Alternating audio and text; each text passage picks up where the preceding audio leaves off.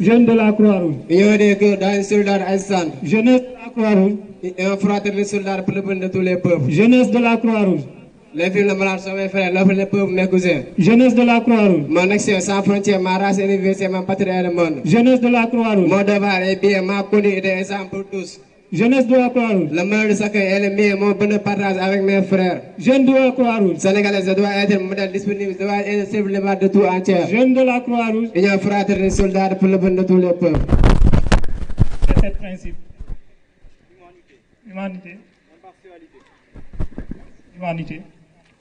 Humanité, humanité, humanité. Né du souci de porter secours sans discrimination aux blessés, des champs de bataille. Le mouvement international de la Croix-Rouge et du Croissant-Rouge, sous son aspect international et national, s'efforce de prévenir et d'alléger en toutes circonstances les souffrances des hommes. Il tend à protéger la vie et la santé, ainsi qu'en faire respecter la personne humaine. Il favorise la compréhension mutuelle, l'amitié, la coopération et la paix durable entre tous les peuples.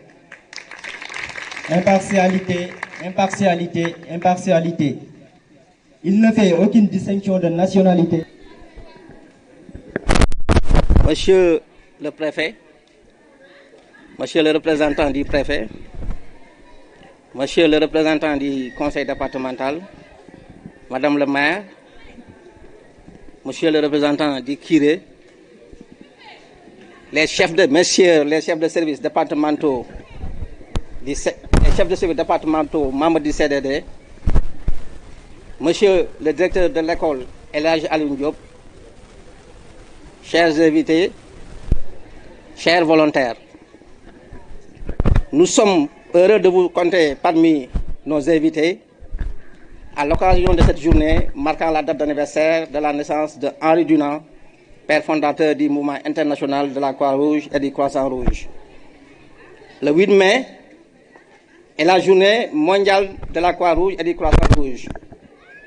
Une journée mondiale dédiée à la célébration de l'unicité et de l'unité de notre mouvement international de la Croix-Rouge et du Croissant-Rouge. Cette année, nous mettons la gentillesse à l'honneur et nous disons aux populations du monde entier, soyons aimables. Apprenons-en plus à ce thème de 2022. Soyons aimables et découvrons comment nous pouvons nous impliquer. Nous savons que le monde peut sembler dur et effrayant en ce moment avec les dernières années marquées par de multiples crises qui n'ont épargné personne. De la Covid-19 à la crise climatique, en passant par les urgences humanitaires et l'escalade des conflits. Mais malgré cela, il y a tant d'espoir et d'humanité à trouver sous la forme d'actes de gentillesse. Les actes de gentillesse sont partout autour de nous. Qu'ils soient petits ou grands, ils font une énorme différence dans la vie des gens. Nous croyons au pouvoir de la gentillesse. Ainsi, en cette journée mondiale de la Croix-Rouge et du Croissant-Rouge, nous célébrons tout type d'actes de gentillesse et montrons comment ensemble, ils ont un impact véritablement mondial. Soyons aimables, montrons au monde comment pouvons-nous tous faire pour faire preuve de gentillesse. Merci de votre aimable attention. Merci.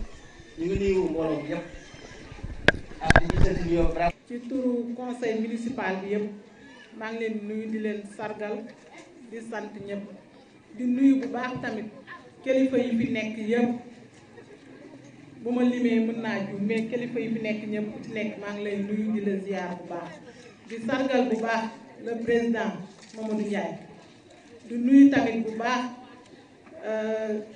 suñu volontaires yi di leen sargal bu baax a baax ci 8 mai bi nekk seen journée di leen ñaanal ngeen yàgg di ko def te di leen ñaanal tamit activité yi ngeen fi mëne léegi mu yokk mu gën a yaatu ba bépp jeune rek mën si jot. Pour nous, parce que on peut pas faire un événement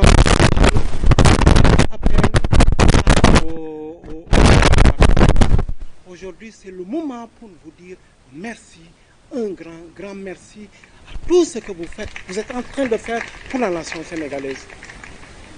La Croix-Rouge n'a pas de frontières, elle n'a pas d'ethnie, elle n'a pas de religion. Son souci, c'est de donner la vie.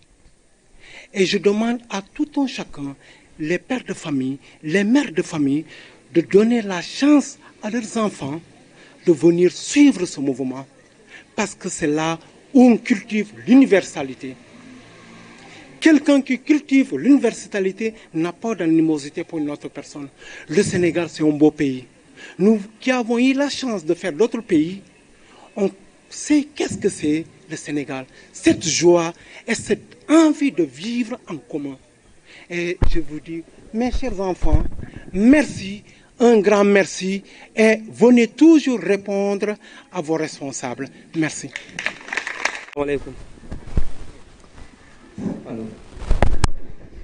Assalamu alaikum Bolomi. Tout d'abord, remercions au Seigneur le Tout-Puissant qui nous a permis d'assister à cette cérémonie, cette belle journée marquante, la naissance de notre Père Henri Dunant. Et sur ce, je tiens aussi à vraiment remercier le personnel, les organisateurs de nous avoir choisis parmi leurs invités, n'est-ce pas? Donc, je salue l'ensemble du personnel ici présent. Quand on parle de Croix-Rouge, c'est-à-dire la Croix-Rouge a été créée par Henri Dunant. Donc, sur ce, je tiens à me prononcer pour quelques paroles. Parce que ici présent, tout à l'heure, on a aperçu vraiment un petit sketch qui nous a permis d'avoir un aperçu sur le travail prépondérant que fait les encadreurs pour les volontaires, n'est-ce pas? Donc, quand on parle de Croix-Rouge, on parle de secouristes. C'est-à-dire, quand on parle de Croix-Rouge, toutes les pensées vont se penser sur, à savoir, les interventions, c'est-à-dire secours à victimes et assistance à personnes. Et ceux appelés à faire ça, ce sont les volontaires. Donc, pour pouvoir bien faire cela, donc il faut bien étudier. Il faut beaucoup apprendre pour pouvoir maîtriser les gestes.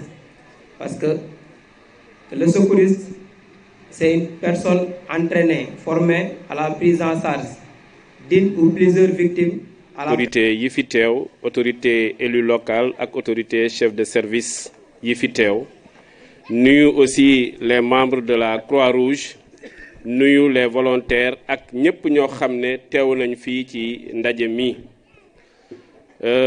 Effectivement teew nañ fi bi ñuy ñëw xëy na sunu tur la ñu teewee woon, mais circonstances yi tax na ba sama frère monsieur Diop ñu déggoo ne dinaa wax ci turu CDD bi.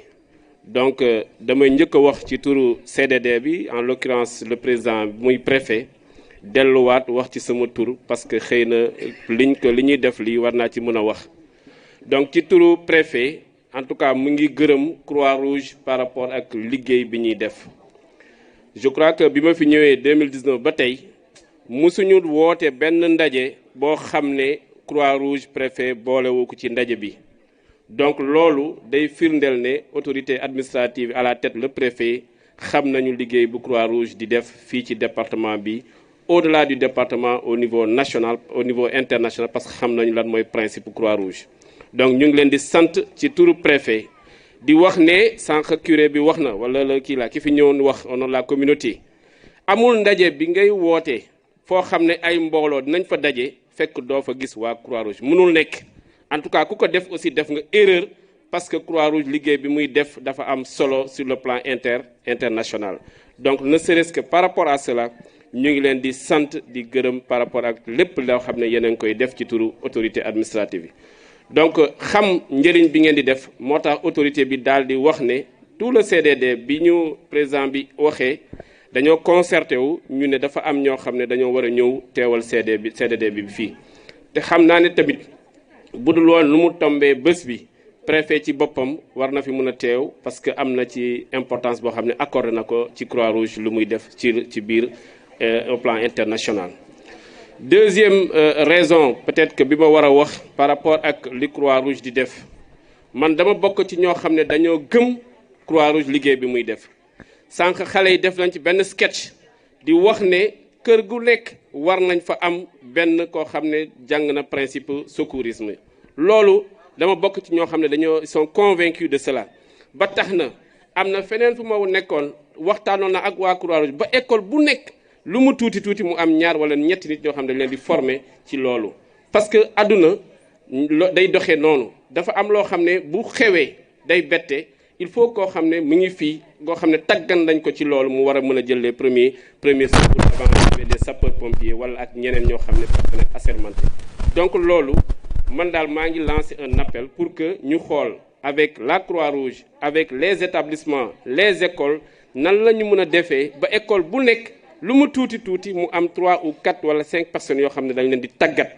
parce que l'accident est vite arrivé su amul kenn ku mën a def les premiers secours day am jafe-jafe ci loolu donc man je suis convaincu de cela et je lance un appel solennel pour que ñu xool nan la ñu liggéey ci côté boobu pour wax leen ne rek liggéey bi ngeen def liggéey bu mucc ayib la donc au plan international gis nañu fépp foo xam ne jafe-jafe am na ci àdduna bi yaakaar naa amul kenn ku mënul wax ne gisul yére yu xonk yooyu ni ko ndaw si waxee yu xonk Njaay gaynde mbasa njaay mbasa Njaay gaynde mbasa njaay mbasa Njaay gaynde mbasa njaay mbasa Njaay gaynde mbasa njaay mbasa sama yaay booy Croix-Rouge dafa metti sama yaay booy Croix-Rouge dafa metti sama baay booy Croix-Rouge dafa metti sama baay booy Croix-Rouge dafa metti siga yange siga diga siga yange siga diga siga yange siga diga siga yange siga diga siga yange siga diga siga yange siga diga siga yange siga diga siga yange siga diga siga yange siga diga siga yange siga diga Njaay gaynde mbasa njaay mbasa Njaay gaynde mbasa njaay mbasa Njaay gaynde mbasa njaay mbasa Njaay gaynde mbasa njaay mbasa sama yaay booy Croix-Rouge Jeunes de la Croix-Rouge. Union des cœurs d'un soldat assistant. Jeunesse de la Croix-Rouge. Un fraternel soldat pour le bien de tous les peuples. Jeunesse de la Croix-Rouge.